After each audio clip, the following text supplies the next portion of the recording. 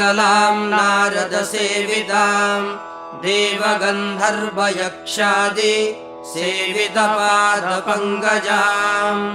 त्रैलोक्यस्तम्भिनी विद्या सर्वशत्रुवशङ्करी आकर्षणकरी उच्चाटनकरी विद्वेषणकरी जारणकरी मारणकरी जृम्भणकरी स्तम्भनकरी ब्रह्मास्त्रेण सर्ववश्यं कुरु कुरु।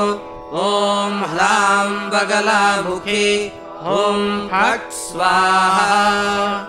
ॐ ह्रां द्राविणी द्राविणी भ्रामिणी भ्रामिणी एहि एहि सर्वभूतान् उच्चाटय उच्चाटय सर्वदुष्टान् निवारय निवारय।